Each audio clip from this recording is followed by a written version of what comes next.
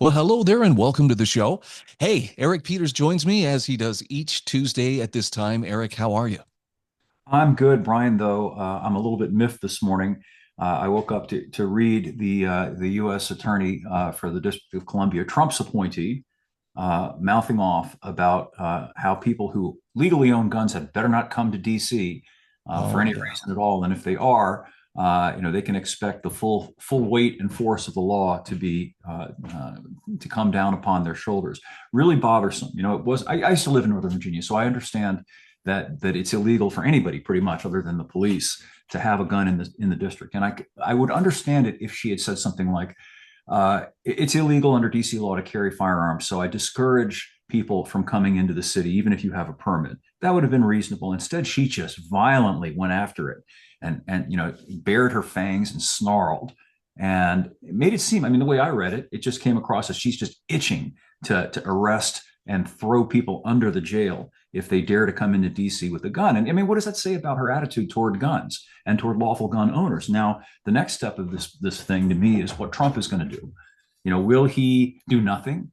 Will he apologize for her? And I personally think this should be a job ender for her. For And her to come out this and say is that. for those wondering, this is Judge, is it Janine Judge or Jeanine Pirro, who's a Shapiro? Fox Okay. Media personality that Trump appointed to be a high federal official. So, You again, know, we voted for this man because we assumed this man was going to be pro 2A. This is not very pro 2A. Just like Kash Patel and then Trump himself basically saying it's okay for federal goons to shoot you if you carry a lawfully owned gun to an area where there's a protest and you get into some kind of an altercation with ICE goons. Never mind that you didn't touch your gun or draw it. They can kill you for that, and you deserve it because you carried a gun. as much as I detest name calling, I think this one, they deserve to be called what they are, and that is federal supremacists.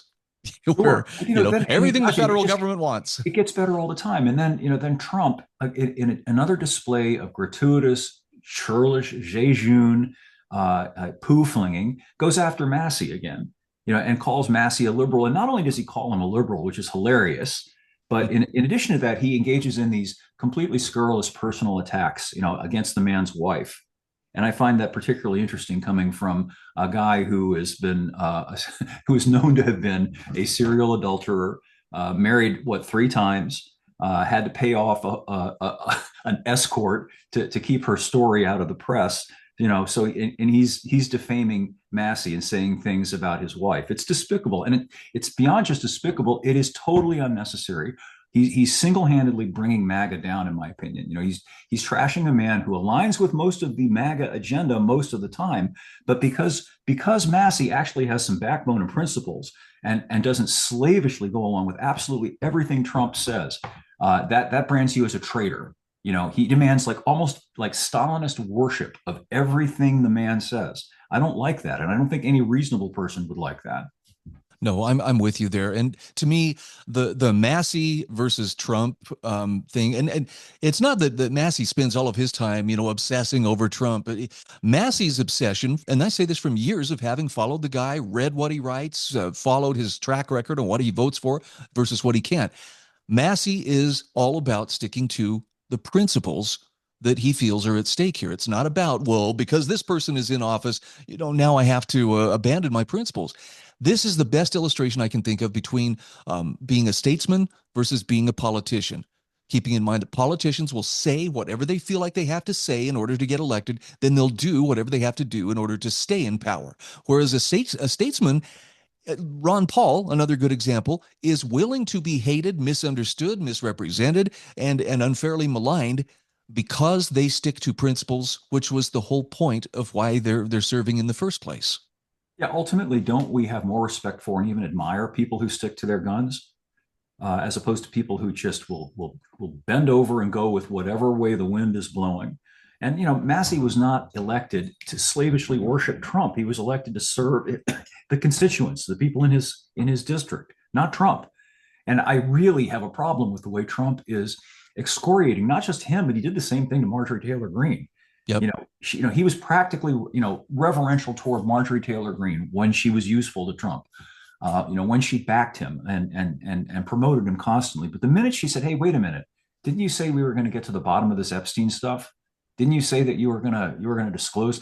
All of a sudden, she's a traitor. He used that word. He called her a Yeah. traitor because he considers it traitorous to be anything other than abjectly loyal to him personally. He said that in his rant on social media. I'm looking at the article that you had posted on that. This line especially really gets me. And he's Trump is trying to prop up a particular candidate who's running against Massey, saying that he is running because he realizes Thomas Massey has been totally disloyal to the president of the United States and the Republican Party. Did he swear an oath to the president of the United States and Republican Absolutely. Party, or was it the Yeah. U.S. Constitution, which is supposed to limit government to its proper role? It's very clear that Trump views himself as the object of loyalty, period. And this isn't just one case. It's repeated. Everybody who has been in his circle, you can find multiple examples of this. The minute that you depart from absolute doggy devotion to Trump, you're an enemy. He demands unquestioning, absolute obedience from everybody, and that's tone deaf. That's bad news. Somebody who actually wants to be an effective leader will take constructive criticism from the people around him and say, people who say, "Well, wait a minute, this might not be such a great idea, and here's why." I've seen nothing that indicates that Massey is malevolent in the sense that he's going after Trump to get Trump. He just has a different point of view about certain things. And one of the things he had a big difference of opinion with was this whole COVID stuff. I posted a video going back into the day. He was one of the few people in any position of power to actually come out and question that narrative. Meanwhile, we had Trump, who declared the emergency that never ended, that led to election months, that led to Joe Biden, and who still says the vaccine saved millions of lives.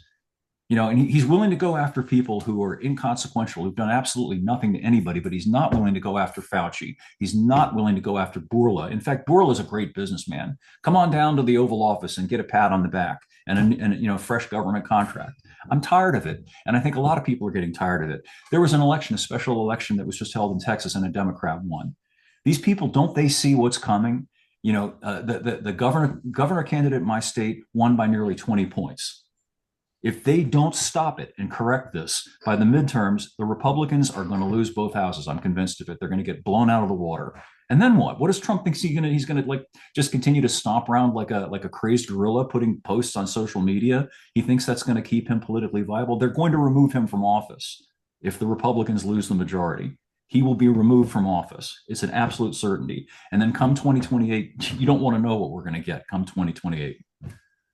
Yeah, there are a lot of promises that Trump has made that have yet to be fulfilled. One of the biggest ones being that there will be accountability for, say, the Epstein list and the accusations of corruption and fraud. And we've seen so much evidence of this, but how many arrests have been made, of people in high positions of power who participated in that fraud or participated in, whatever it was that Epstein was a part of? I'm still waiting, Right. but And nothing. Trump and his people are obsessing about election fraud back in 2020. And I'm not saying that that's not a legitimate thing. It is, but it is now 6 years in the rear view. People are more concerned with what's going on right now. And frankly, at the end of the day, the more significant injustice is that people like Fauci and Bourla walk free. And all these people, and there's hundreds of them, throughout the federal and state level, who should have been indicted, prosecuted, and face justice. And the same with regard to all these Epstein things. Nothing ever happens, and people are tired of it. And there are going to be consequences for this that are not going to be good for this populist national movement that Trump led into office, which he seems determined to destroy. I can only assume at this point that that's his purpose, because it's that stupid, and this kind of stupidity has to be deliberate. No, I'm with you there. And I know there are some people who are hearing this who are probably feeling like, man, you guys are attacking Trump. You must totally be for the leftist. And that's not the case. This is about recognizing when a cult of personality is forming and taking care not to be swept up in that cult of personality by virtue of just emotion, which I'm sorry, much of what you just described that Trump is doing, it's running on emotion. Yes, I'm grateful he prevented Hillary from being elected, but as far as how he's conducting himself, please don't tell me we can't do better. Right. And it's a dog whistle. Whatever happened to lock her up? Remember that? She never got locked up, did she? It's all just a gigantic con and a fraud, in my opinion. And meanwhile, we're marching toward this, this 2030 technocracy. Nobody talks about that. And nobody talks about, remember shortly after the inauguration, he had this big ceremony in the White House with Larry Ellison and the other two guys, touting this great AI infrastructure panopticon that they're gonna impose on us, and that's continuing to be built. All the while, everybody's going back and forth and nattering about all this political stuff until it becomes a fait accompli. It's pretty alarming. No, I'm with you there. It's again, this is less about, hey, everybody, come jump on the bandwagon and be mad at Trump, and more about you have got to be clear on your principles so that you don't get misled when some charismatic or even I'll say the word overbearing, leader is trying to pressure you into you have to toe this line, you have to be this Republican or this much of a MAGA supporter in order to be legitimate. Yeah, No, if your 100% agree. principles are square, you're legitimate. The hard part's sticking to them. Yeah, I think it's likely that Massey's actually going to win ultimately in a blowout, which will again be another barometer of exactly the way the winds are blowing. And good for him; he deserves to. This attack on him is absolutely outrageous and unjustified. And ultimately, we're not supposed to talk about it. We'll get in trouble if we talk about it. But a big part of the reason why is because Massey is not all in on Israel first and Israel über alles. And he does not believe that you hate Jews because you criticize the state of Israel and what the state of Israel is doing over there. Those two things, that distinction is really important to make. Because not making it allows these people, these psychopathic personalities like Benjamin Netanyahu, to immunize themselves from any criticism by making it sound as though, well, you hate Jews. You raise your hand and say, I don't like what's going on in Gaza. Well, that must mean you want to put the Jews in the ovens. No, I'm with you here. And again, I I hate to have to reiterate this, but I just fear that there are people who are, the scales or their shields are coming down over their eyes where I don't want to hear this because you guys aren't supporting Trump and all that he's done for us. And it's like you don't need to be slavishly devoted to him so much as you need to be careful of pre-poisoned thinking and only seeing things with this binary where it's got to be this or it's got to be that. If you start by noticing any kind of binary divide, whatever it is, whether it's, if you're committed to the manosphere, as Paul Rosenberg puts it, you look for things to condemn if the speaker's a female. Likewise, if feminism is your thing, you start watching for things to condemn and dismiss if the guy is male. Don't let poison slow your thinking by thinking you have to be one or the other. I'm personally just exasperated because I'd like to support Trump. I'm an America first kind of a guy. I think the priority for me is this country, not other countries, my fellow Americans, not people who live in foreign countries. Not that I wish them any ill. It's just my sense of priorities is America first. That's one of the reasons why a lot of people, me included, voted for Trump because that's what we wanted. But we're not getting that. And I'm getting accused of being a liberal like Massey by some people for pointing out some of these facts and some of the inevitable blowback and consequences of these things. And it's like incandescently lunatic to me that we've now got these same Republicans who were appalled by the shooting of Ashley Babbitt, on the Capitol during January the 6th, defending the shooting of people. It's okay to shoot people if they're liberals or they're leftists or whatever. To get back to this whole thing, it has to be a statement of principle. If we objected to being treated like the scum of the earth because we didn't put on a mask and we didn't wear a vaccine by federal goons and state goons, then we have to be consistent and we have to object to that in principle, not just over here and then it's okay over here. It has to be broad based or it's worthless. Oh, I'm with you. And look, I'll admit it's hard work to think in something more than a binary fashion. In order to know your principles, in order to know what they are, and to stand by them, you've got to be able to think deeper than simply, am I in camp A or camp B? Yep. You got to understand why would I be in a particular camp, and maybe both of those camps really don't have something to offer you, and it's okay to step outside them and say, nope, I'm not going to go along with either one of them. It might be a good time to prompt some soul searching. I think that is sorely needed in this country. We've been far too political for far too long. Why are you a conservative? What does that mean to be a conservative? What actually are you attempting to conserve? Principles matter. If you're for something, why are you for it? And if you're for it, then what does that imply about other things? Not just, this blinkered focus on some particular thing in this particular context, but generally. And that's the sort of thinking that is the last kind of thinking that the powers that be want us to engage in. They want us blinkered. They want us situationally focused on some particular thing, disconnected from every other thing, so that they can constantly keep us at each other's throats and not understand what really is going on up above us. Here, here. Well, this again, this is just one of the reasons why I love these weekly conversations that I get to have with you. Not so much so we can just let's bash on Trump. I hope people understand this is not about bashing on Trump. It's about bashing on anybody who is willing to abandon principle for the sake of power, whether they be Republican or Democrat or anything, in between. Um, let's shift slightly here. I, Sure. I want some good news, and you sent me a Yeah. couple pictures the other day of the project you're working on with your Yep. Trans Am, and I just want to ask you for an update. The pictures are very impressive, even though as a non-mechanic, I can't be exactly sure what I'm looking at, but it sure looks pretty. Well, actually, I'm glad you asked that because I just did post an update that includes a video that I took only about half hour or so ago before we got on the air to show where things are. I've got the clutch and pressure plate in, and I did get the transmission. I pulled the trigger on it, even though it was kind of a heavy lift financially. And I did that because I'm actually quite concerned about the buying power of the dollar. And, I thought that, well, it's expensive now, but how much is it going to cost in a month? So I decided to go ahead and have it in hand. At any rate, it's getting closer.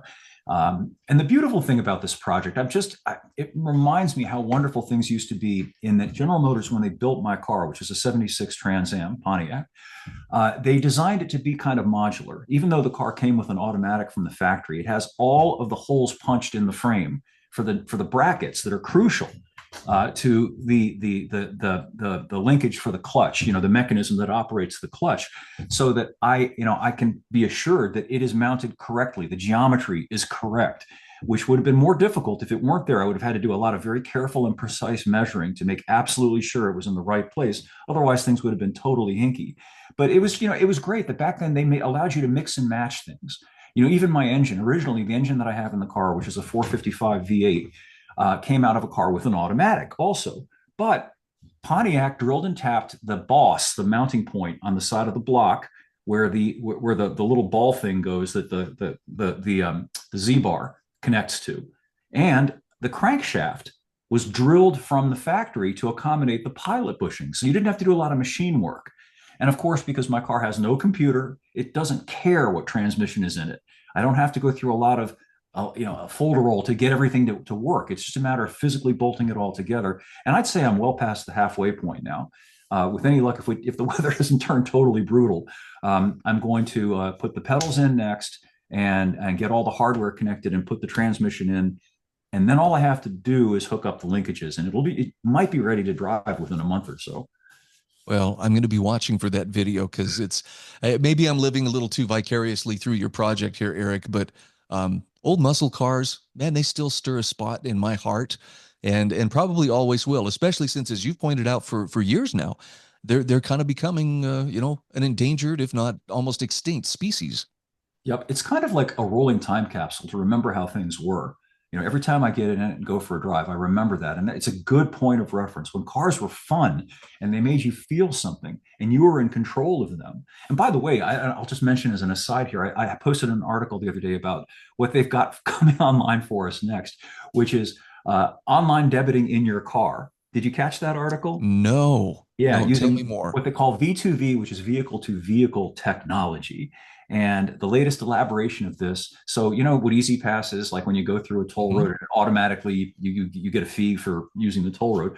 Well, they're going to just embed this stuff in the cars, that you buy, regardless of whether you have Easy Pass. And the thing that creeps me out about it is that implicit in that is they'll have the ability to charge you by the mile. They'll have the ability to charge you for all sorts of things. It'll be a direct way for them to filch your pockets, for the insurance mafia to filch your pockets. Oh, you just went over the limit. Ding. You didn't come to a complete stop. Bing. Wow. And people need to be aware of this, is to not buy cars anymore, new cars. I hate to say that. I'm a guy who's been doing this for 30 years. And I love the industry. I'm not like some hostile to the industry guy. I love the industry. I love cars, but I hate to have to say it. But what they're doing with cars right now makes me say you shouldn't buy one. Push back. If they can't sell them, then we won't have this stuff. Lane keep assist, automatic braking, data mining, say no to it. Don't accept it. If we go to dealers, say, look, I'd like to buy a new car, but I don't want that. I want out of that.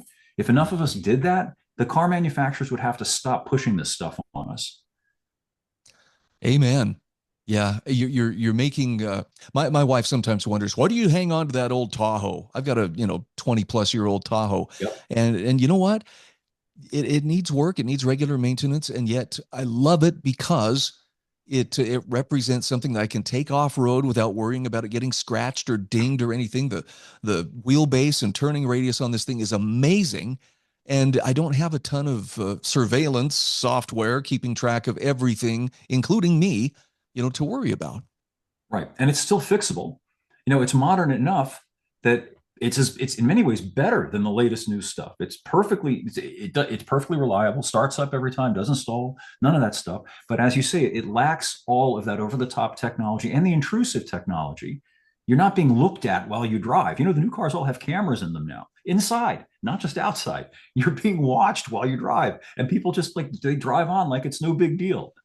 Nose pickers, you have been Can you warned. imagine? You're not as safe as you think you are. Yeah, It goes for people who sing along with the radio as well. this is true. Eric, great as always to catch up with you. Keep on keeping the faith like you do, and I'll look forward to our talk next week. You betcha, Brian. Me too.